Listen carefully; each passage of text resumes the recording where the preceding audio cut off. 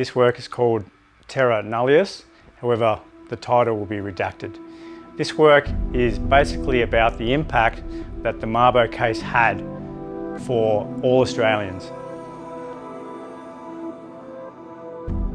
So the challenge I had with this residency was to create an exhibition that covers the 4 themes of people, place, knowledge and legacy. I found that quite challenging to put into one image, so I decided to spread that out amongst the whole exhibition.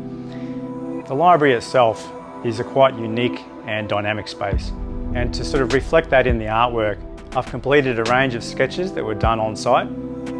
I've also built up a body of work that is white ink on the black paper, and behind me is part of a larger series that's charcoal on canvas. I really like the contrast between the tight, refined white ink on black paper and the very loose, thick gestural marks of the charcoal on canvas.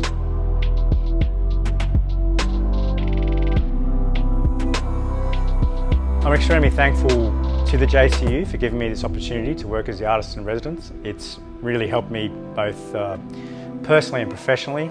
I've really enjoyed the liaison I've had with Mabo to talk about the legacy of the Mabo case.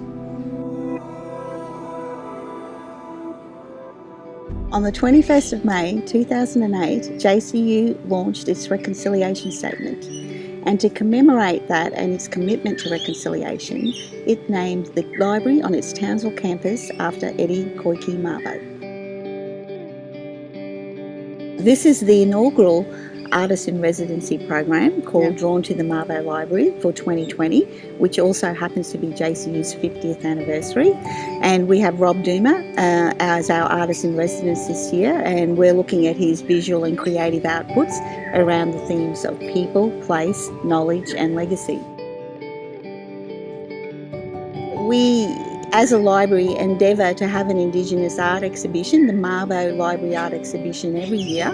And we've had 10 exhibitions in the last 12 years, and this will be our 11th exhibition this year. And this is a fantastic opportunity for staff, for students, for visitors to the campus to actually engage with the artwork, but also to engage with the naming of the building and to engage with the story behind the man.